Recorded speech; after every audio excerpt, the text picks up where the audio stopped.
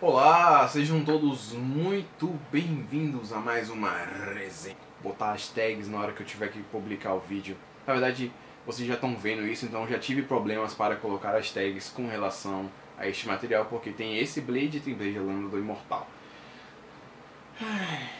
Tá, vamos lá. Novamente, a coleção da capa vermelha da Salvat é a coleção que vai apresentar um determinado personagem pra gente. Como ela faz isso? Ela mostra pontos de vista ou perspectivas diferentes sobre o personagem. Geralmente é a primeira edição ou a primeira aparição do personagem, ou um fato, uma edição onde ele teve uma suma importância, e depois ele vai mostrar algo mais contemporâneo, mais próximo dos nossos anos 2000, que dá uma outra faceta do personagem, tá? Então basicamente é isso que eles fazem nessa coleção da capa vermelha da Salvat, né? Os heróis mais poderosos da Marvel. Então aqui com o Blade não foi diferente, eles fizeram isso. Este foi o meu primeiro contato com qualquer material do Blade, tá? Eu, assim como muitos, assisti aos filmes, aos 3 filmes quando eles saíram.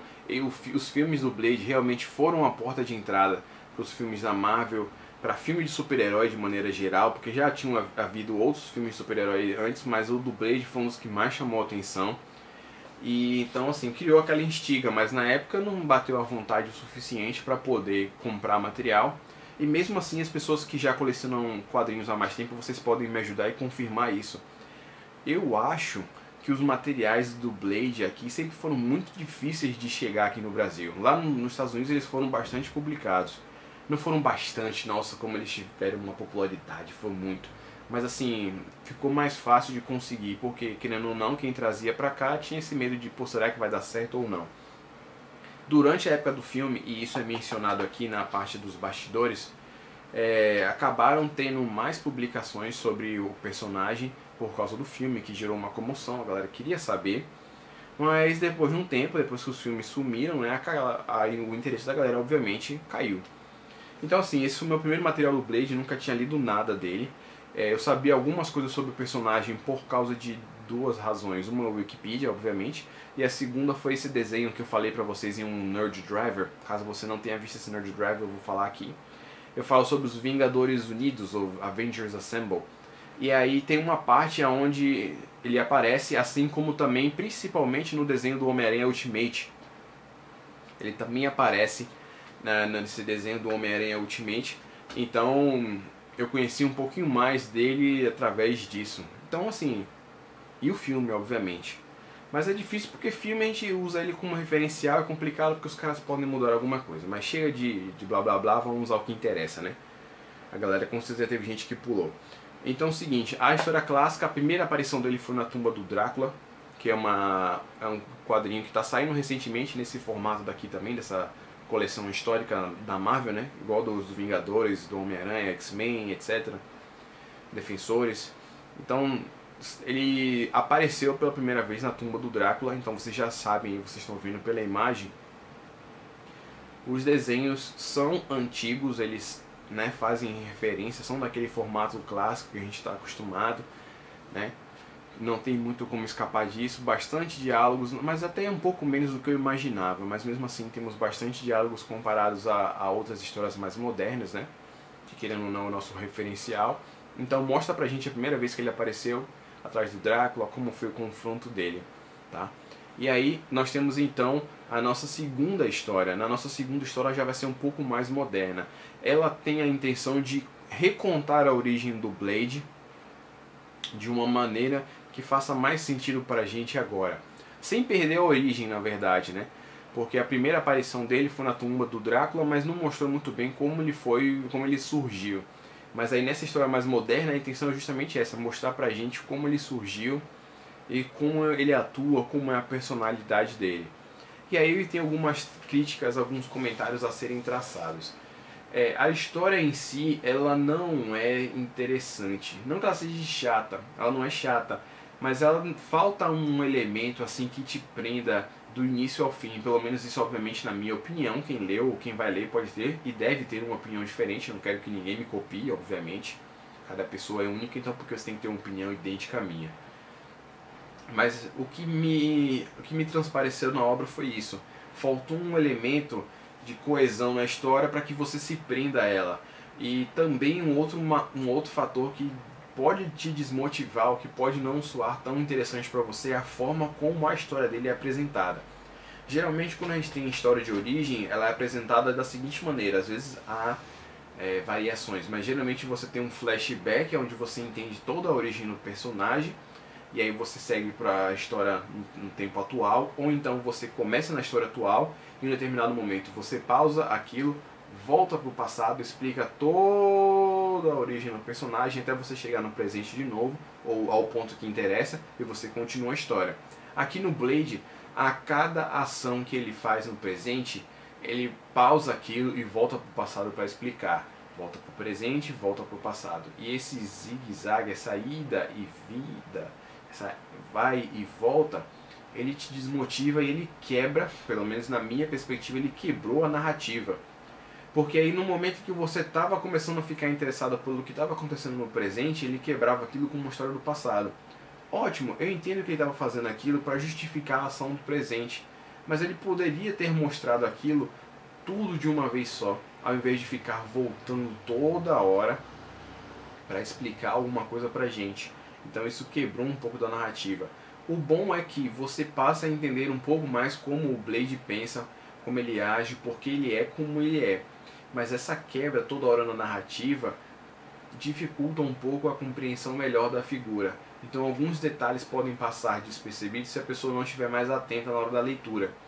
Então assim, eu li tudo, eu entendi, mas eu voltei para poder pegar melhor alguns detalhes que eu sabia que eu tinha deixado passar, porque eu não tinha conseguido absorver graças a essa quebra na narrativa durante o momento que eu estava lendo. Então fica essa dica aí, já venham preparados quando vocês forem ler.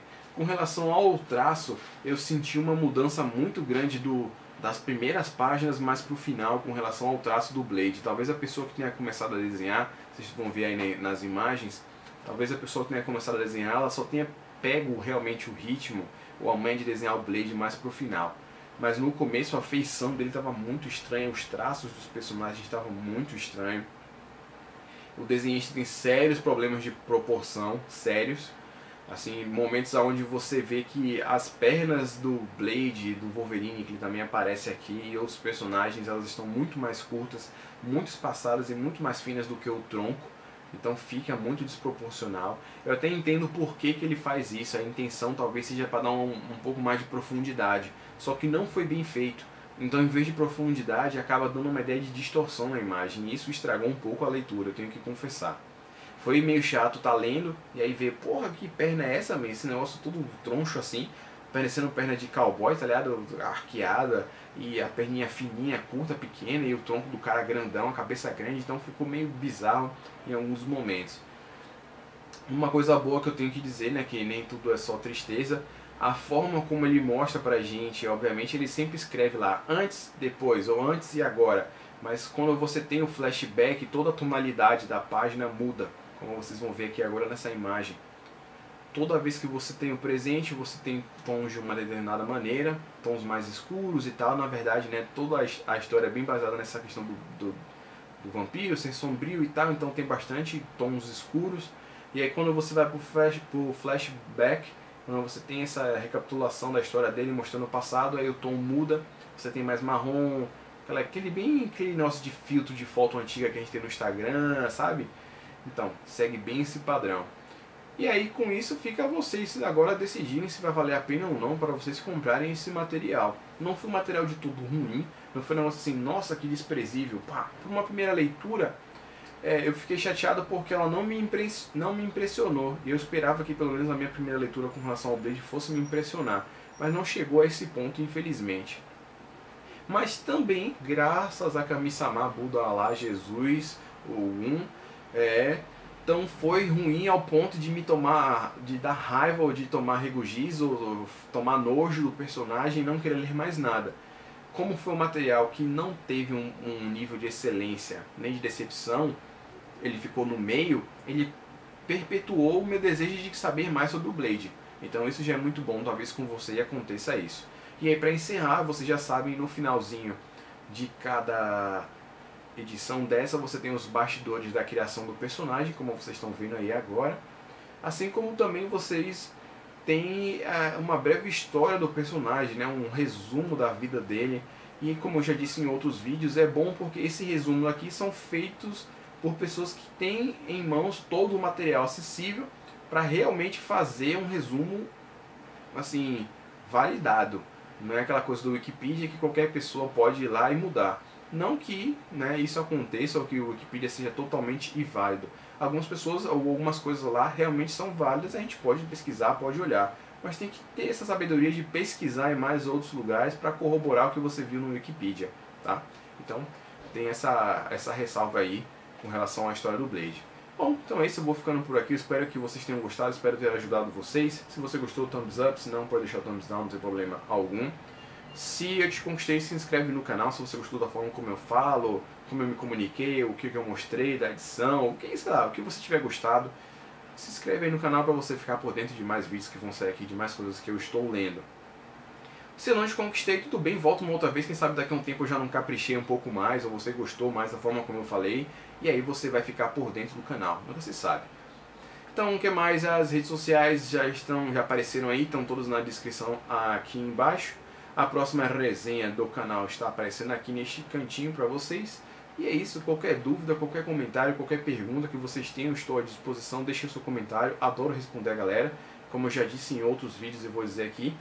Aproveitem que eu tenho poucos inscritos, que dá para responder a todo mundo. Quanto mais inscritos você tem, mais difícil fica de responder a galera. Então, menos vocês vão se sentir incorporados à vida do canal. Então, aproveitem aí, comentem bastante para eu poder conversar com vocês, que por sinal é o meu momento preferido. Beleza? Então, eu fico por aqui, espero que vocês tenham gostado. Um beijo, um queijo para vocês e até a próxima resenha do Nerd Rider.